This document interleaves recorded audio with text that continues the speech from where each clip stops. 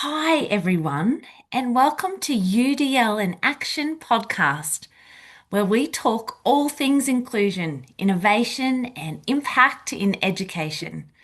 I'm your host, Rebecca Rosenberg, and today's episode is a special one because it is our very first Q&A podcast.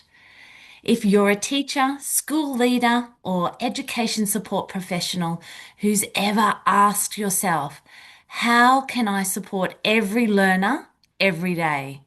Then you're in the right place. I'm thrilled to be joined by someone who brings both deep knowledge and practical wisdom to that exact question. My very dear friend, Rhonda Laswell, a universal design for learning expert from Bartholomew Consolidated School Corporation, otherwise known as BCSC in Columbus, Indiana. BCSC is known internationally for embedding universal design for learning, otherwise known as UDL, into the very fabric of their schools. And Rhonda has been right at the heart of their work. Now, before we dive in, I want to let you know that this podcast is going to be a little different from other podcasts regarding UDL. I've been collecting questions from friends, colleagues, and fellow educators around Australia who are curious and sometimes overwhelmed, let's face it, by the idea of designing for all learners. So today I'm handing two of those questions over to Rhonda to answer. But to begin, Rhonda, would you like to introduce yourself? Sure. My name is Rhonda Laswell, and I have been with Bartholomew Consolidated School Corporation for the last 2 decades, actually. And my journey into UDL began when I was in the classroom as a middle school science teacher, and then moved into the role I'm in now. Or I keep thinking that I actually retired last week. Oh, it's still very new to me. But the role that I was in as UDL coordinator was from 2012 into the present.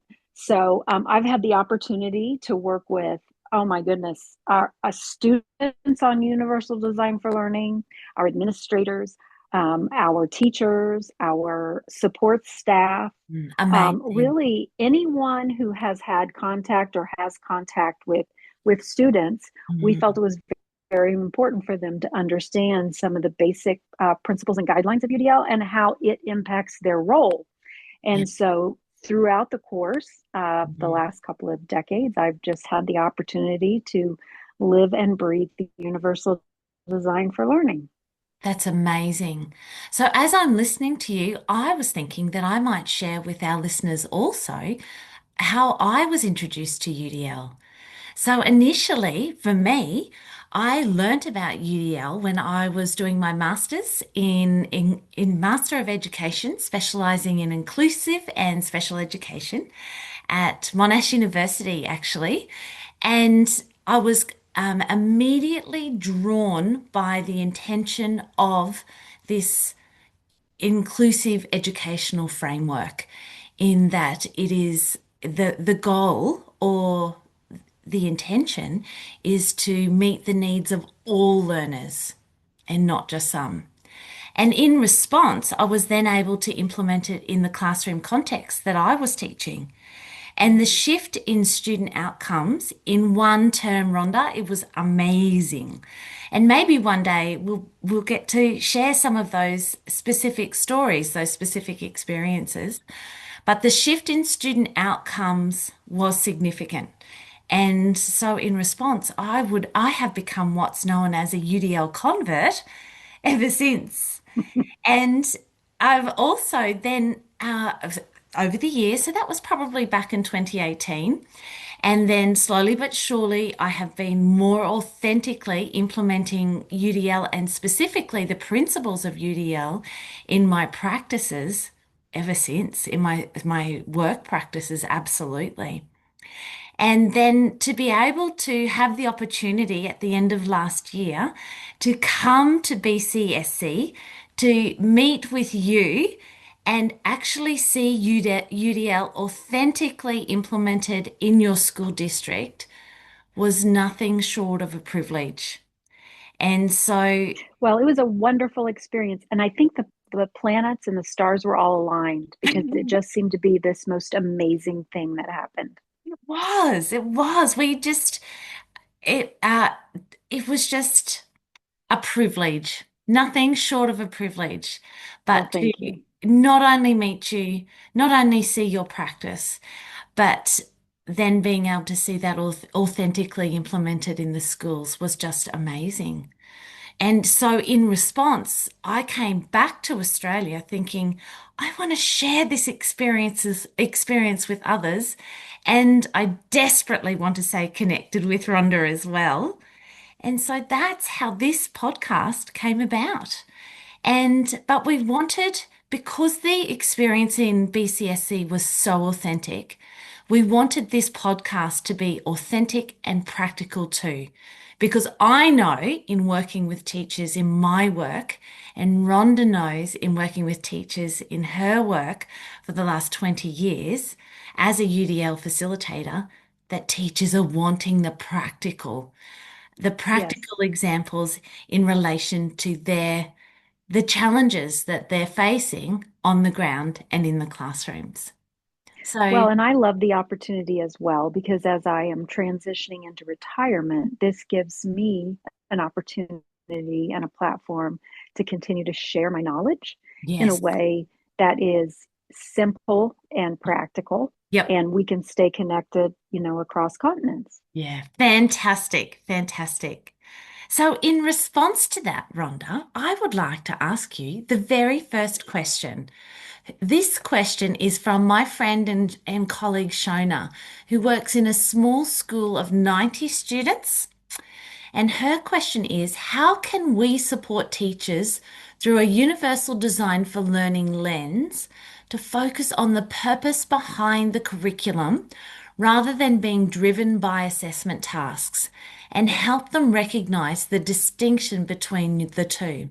What are your thoughts? Well, I first of all sympathize with educators because there's so much pressure. I know here in the States as well on assessment. Yeah. Mm. And assessment is part of universal design for learning. Yeah. There are three principles, right? And so one of those is action and Mhm. expression. Mm. And action is the piece where we're interacting and acting upon Yeah. content or the skill. But the expression, then again, is us demonstrating what we know. Mm. And so it's so important for us to support teachers in their thinking around the design Mm. and the delivery of the learning experience. And Yes. so for students, and it goes back to what you said, you were so amazed at the difference in outcomes once you started planning and designing Yes. from a universal design for learning perspective, because when you do that, students are actually more engaged. And Mm. when students are more engaged, right, they are more likely to be able to express what they know. Now, going back to the question though, and thinking about how do we stay focused on the curriculum versus just the assessment, I think the hard part with that is it's very easy to plan a lesson and have everyone doing the same thing the same way Yeah. and then assessing it the same way. The Mm. problem though with that is we all know we have students Yeah. who may not necessarily engage in it the Yeah. one way we have it planned. Yeah.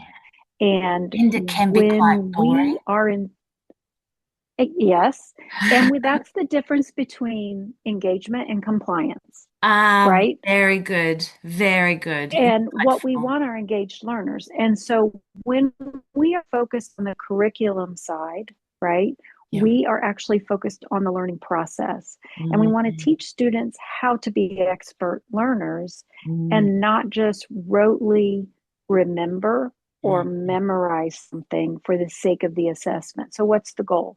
Is the goal the assessment or is the goal the learning experience? If the learning Absolutely. experience is rich, we don't have to worry about the assessment. Mm, that is so insightful. And as we know, when rote learning takes place, how often do we retain any of the information? It's Yeah. like the exam's done, the task is ticked, and it's a brain dump. I could, yeah, very insightful and wise. Thank you, Rhonda.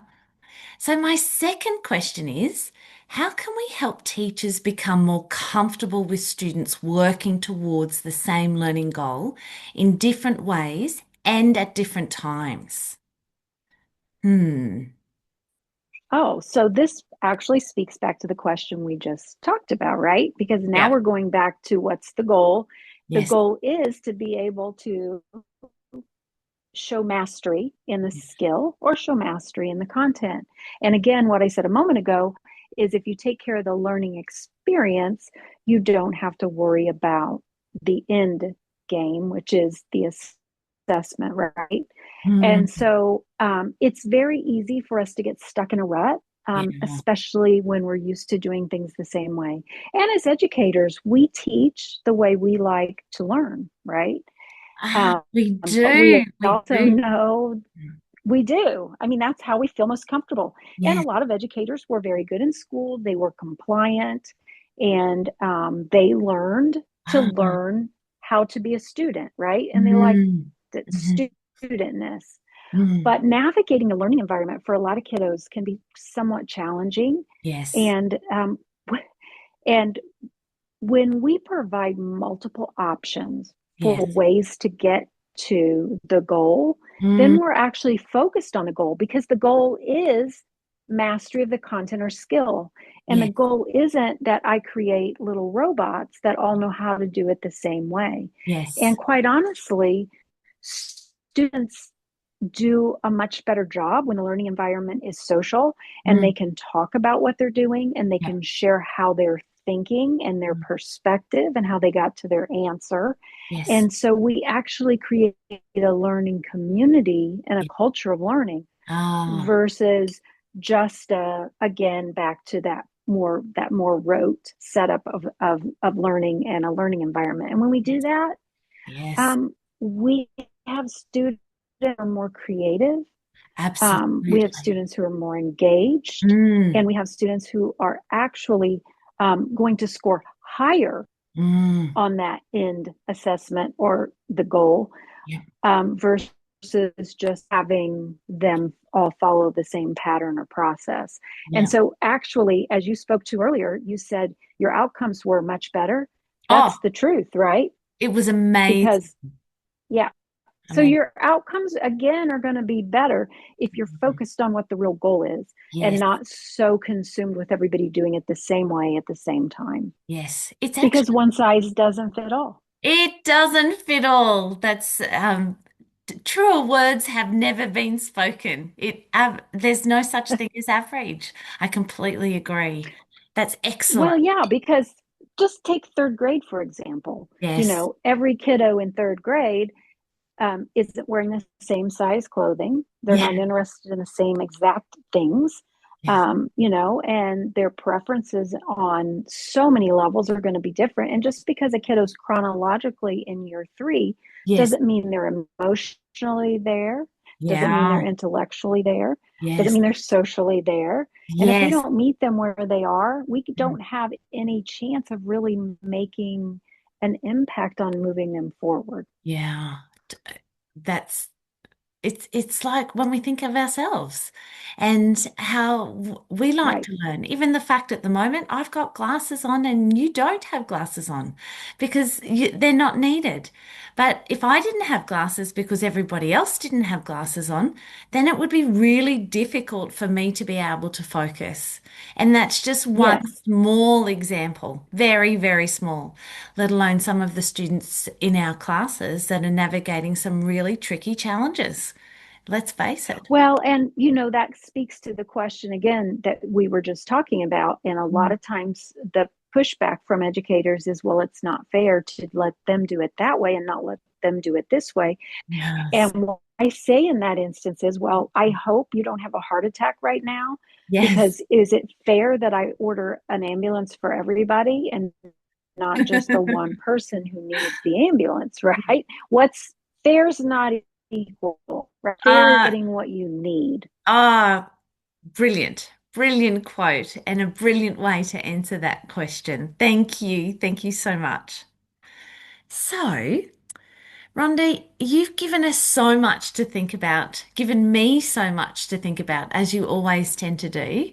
If you could leave our listeners with one message about UDL and the work ahead, what would that be? Mm. Oh, oh my goodness, there are just so many things. Um, that that disengagement for students is painful.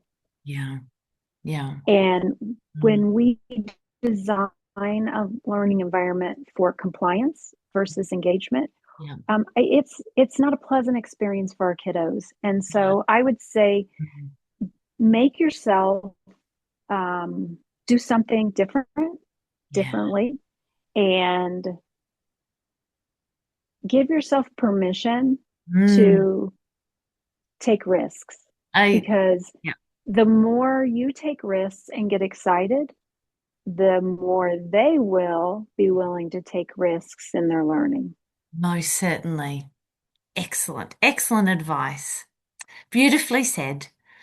For those of you listening, we'll pop some links in the show notes to resources from BCSC that are directly related to the podcast today, plus some quick start tools for bringing UDL into your classroom today, tomorrow if you want. If this episode sparked ideas or questions you'd love us to explore in future episodes, reach out. It's no problem. We would love to hear from you. You can email us at udl.in.action.podcast@gmail.com. Thank you, Rhonda, for being so generous with your experience. And thank you to everyone for tuning in today. Until next time, keep designing for possibility, not just predictability. This has been the UDL in Action podcast. Subscribe, share, and keep the conversation going. We'll see you next time. Bye for now.